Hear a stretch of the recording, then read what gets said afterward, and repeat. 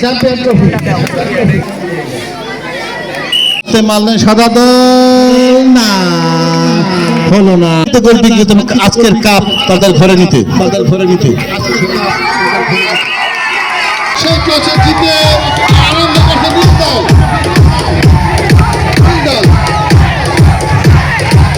মাদক ও সন্ত্রাস নির্মূলে খেলাধুলার বিকল্প নেই, এই স্লোগানকে সামনে রেখে কুতুবপুর ইউনিয়নের শরীফবাগে অনুষ্ঠিত হয় জমকালো আয়োজনের মধ্য দিয়ে মিনিবার ফুটবল টুর্নামেন্টের ফাইনাল খেলা ও পুরস্কার বিতরণী অনুষ্ঠান। ৩১ জুলাই শুক্রবার রাত ১০টায় এই ফাইনাল ম্যাচ ও পুরস্কার বিতরণী অনুষ্ঠানটি সম্পন্ন হয়। এ সময় প্রধান অতিথি হিসেবে উপস্থিত ছিলেন কুতুবপুর ইউনিয়ন যুবদল সভাপতি মাসুম আহমেদ রাজ।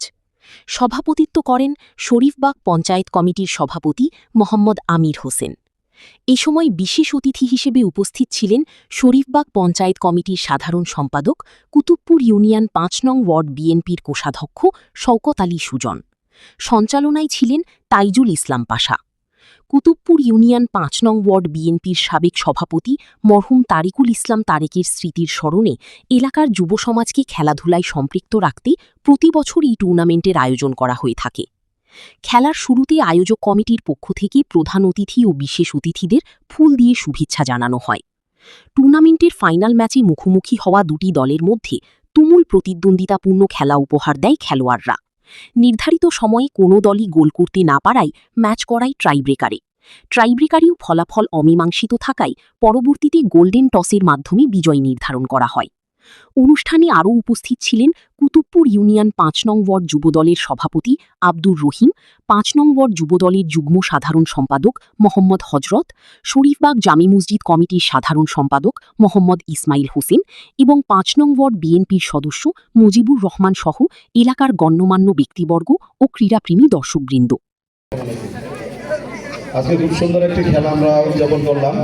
যে দুটো দল খেলছে, লাল দল এবং সবুজ দল, দুটো দলই খুব ভালো খেলেছেন, দুটো দলই চ্যাম্পিয়ন হওয়ার যোগ্য। তারপরও যে খেলা আপনারা নির্দিষ্ট টাইম শেষ করে অতিরিক্ত টাইম পার করছেন, তারপরে টাইব্রেকার করছেন, টাইব্রেকার না হওয়াতে সর্বশেষ আপনারা টসের মাধ্যমে বিজয়ী নির্বাচিত হয়েছেন।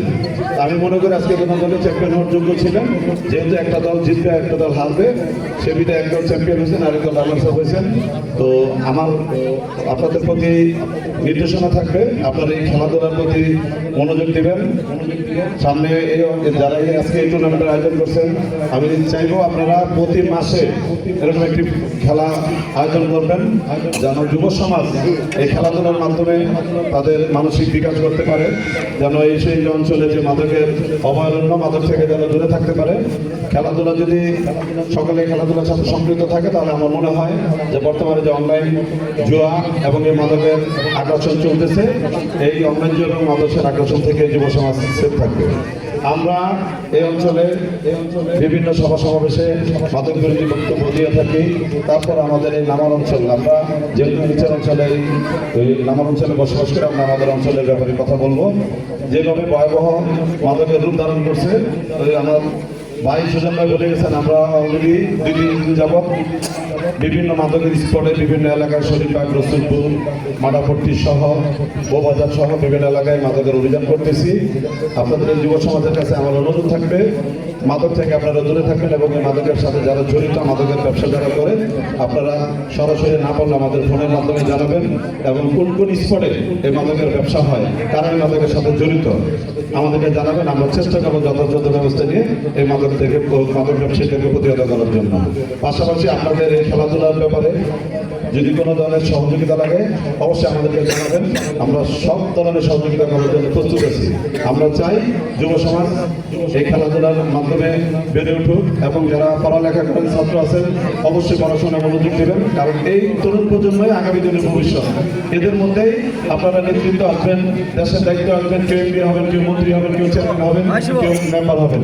তবে আশা করবো আপনারা বিভিন্ন ধরনের এলাকায় বিভিন্ন কিশোর গ্যাং থাকে, সেই কিশোর গ্যাং থেকে আপনারা দূরে থাকবেন। কারণ বর্তমানে সমাজে একটা চরম ব্যাধি এই কিশোর গ্যাং। কিছু হলে বিভিন্ন ধরনের ছেলেমেয়েরা আছে যারা অস্ত্রশস্ত্র নিয়ে বেরিয়ে যায়, মারামারি কাটাকাটি করে। আপনারা এই থেকে দূরে থাকবেন। কিশোর গ্যাংয়ে যারা আছেন তারা ভালো হয়ে যান, কারণ প্রশাসনের মাধ্যমে আপনাদেরকে আমরা প্রতিহত করবো। আর এই খেলা পরিচালনা যারা করছেন আজকে শরীফবাগের যুব সমাজ, তাদেরকে ধন্যবাদ। এবং যে রেফারি আছেন এবং লাইসেন্স আছেন তাদেরকেও ধন্যবাদ যে এত সুন্দর একটা খেলা আপনারা উপস্থাপন করছেন। আসলে খেলাধুলার কোনো বিকল্প নাই। আমরা যদি মাদককে না বলি তাহলে খেলাধুলা চালু রাখতে হবে। এই খেলাধুলার বিষয়গুলা সুজন যে অনেক কিছু বলে গেছে, আমাদের প্রধান অতিথিও বলছে। আমি বেশি কিছু বলতে চাই না। আজকের যুবকরাই আগামী দিনের ভবিষ্যৎ। আপনারা যদি কোনো কারণে নেশাগ্রস্ত হয়ে যান তাহলে সমাজ ধ্বংস হয়ে যাবে। আপনারা খেলাধুলার মধ্যে থাকেন, খেলাধুলার চর্চা করেন এবং মাদককে না বলেন। আমরা যখন মুরব্বীরা এবং স্থানীয় নেতৃবৃন্দ মিলে যখন আবার এই মাদকের বিরুদ্ধে অভিযান চালাবো, আপনারা আমাদের পাশে থাকবেন, সহযোগিতা করবেন। আসলে খেলা খুব সুন্দর হয়েছে, খেলা হাসিত আছে। যারা রানার্স আপ হয়েছে আসলে দুজনই চ্যাম্পিয়নের যোগ্য, কিন্তু একজনের তো রানার্স আপ হতে হবে, তাই না? খেলায় হাসিত থাকবে। আমরা এই খেলাধুলার খেলাধুলার দাওয়াত যখন পাই আমরা খুব আনন্দ বোধ করি। কেন? চারিদিকে দেখি মাদকের আখড়া, মাদকের সব জর্জরিত।